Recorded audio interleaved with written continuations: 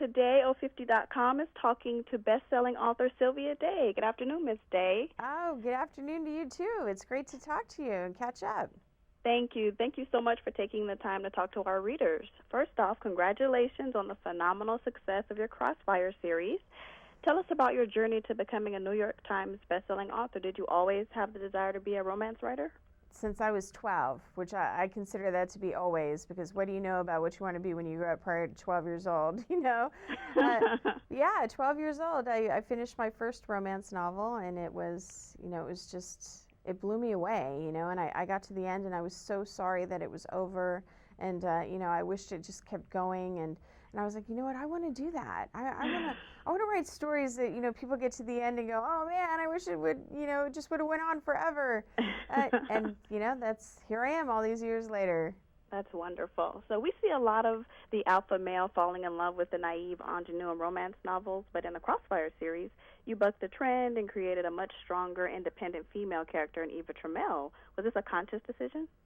Yeah, I mean, all of my heroines are pretty much of a similar type, just as all of my heroes are, which is why, readers, can kind of move between all of the genres that I write, which, historicals, paranormals, contemporaries, because there's that similar sort of character type. And for me, the heroine has to be somebody that I can be friends with, somebody that I can relate to, somebody that I sympathize with and understand, respect, admire. And for me, those are kind of worldly women who are, trying to overcome things and be better people. And so, Ava is really, kind of like I'm writing my my fictional best friend, Many of us feel that way. We love Eva. So Gideon and Eva's relationship has captivated readers worldwide. Who or what were the inspirations behind those two characters? Well, it started with 7 Years to Sin, which is a historical of mine. I was writing that in 2010, and it initially released in 2011. And that story follows, a couple where Jessica was she's a survivor of child abuse, and the hero, Alistair, had a very, negative family relationship. He was, emotionally and mentally abused at home. And so you have these very wounded people coming into a relationship with a lot of baggage. However, in that story, which is it follows a traditional romance format in that, you have one couple in one book, and when you get to the end, it's over. In that book, that it brought them together, right? It's like we have this in common.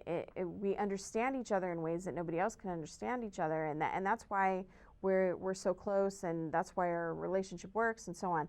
But in the process, as I'm doing research into people coming into a relationship with that type of survivor experience, the opposite is true.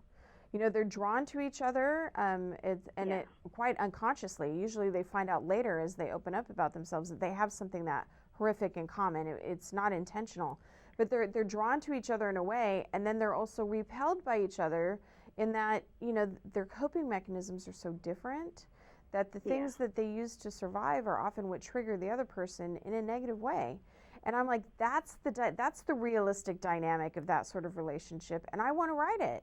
I want to write that book, and I want to write that story, and I want to give those types of survivor relationships a happy ending, and I've been really gratified to hear from readers.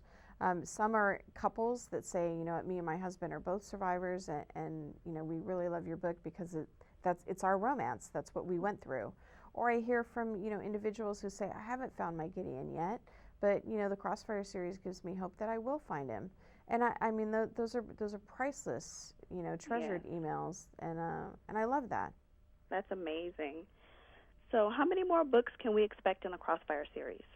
It's a quintet. It will be a quintet. And trying to, put that concisely, when you look at Bared to You, Reflected in You, and Entwined with You, we have 2.5 books that are really dealing with all of Ava's issues. When we get to the end of Entwined, I mean, Ava has really conquered everything that she really needed to address. She's dealing with the parents and revealing secrets and standing up for herself, and of course she has this nightmare from her past who's been dealt with, and they're really Gideon. It was kind of he was kind of furthering her along to the point where now she's much stronger, she's much more stable, she's a stronger anchor for the relationship, and now they can say it's time to work on you. You know, it's time to work on Gideon, and that makes sense when you look at a quintet and you have 5 books. If you spend 2.5 books on Ava, you have 2.5 books on Gideon, and that's where you give both characters the time and the page count that they deserve to get where they need to be. Oh, that's amazing.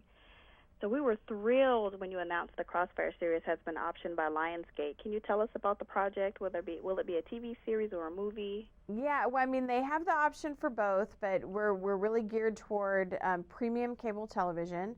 You know, similar along the lines of like True Blood and Game of Thrones, Boardwalk Empire, Dexter. Of course, I'm listing off all of the shows that I really love. But you know, I mean, these are you know, book to television adaptations that have done really well.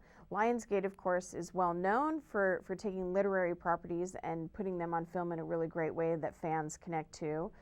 You know, we have The Hunger Games, we have Twilight. They're filming Divergent right now. So I was really excited, you know, when they came to us and said, you know, we want this, we want to do this. I was even more excited when I got on the phone with the producers and they told me, you know, we've been fans of the series since Bear to You came out.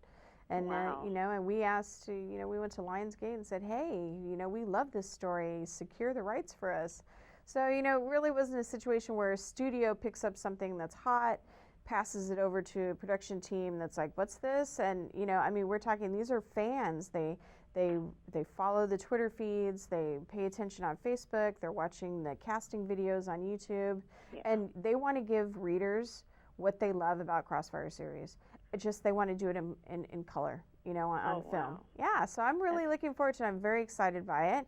You know, we're close to locking down the creative team, which is really the first step to the project, and then we'll move forward. But really, I mean, they're moving along at a really good clip because they've been fans for so long and they knew they wanted the series for a few months before we came to an agreement.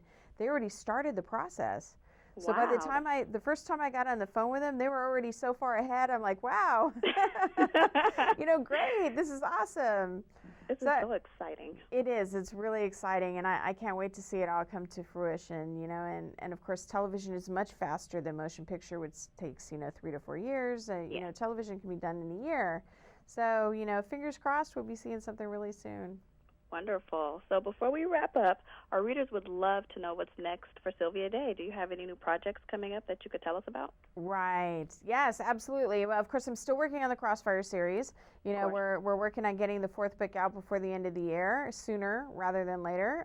You know, we had a bit of a debacle with the publisher moving the date of the 3rd book against much of my protests. So, you know, we're not doing that again this time. I've made sure of it.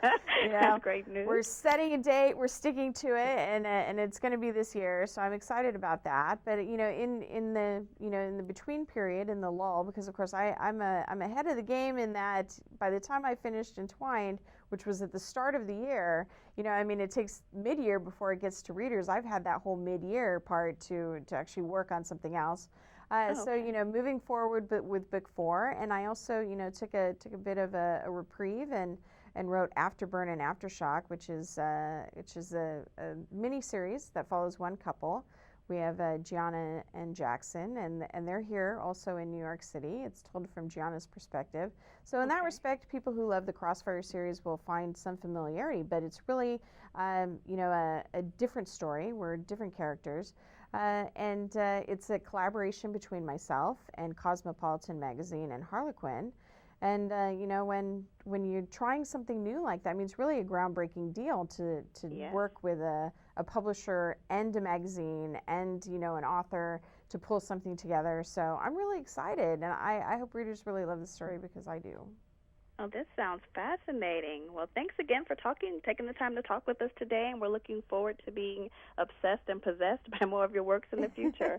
Thank you. Thanks so much. I'm so glad we got to chat. It was a lot of fun. Me too. Thank you. Have a wonderful day. All right, you too. Bye-bye. Okay, bye-bye.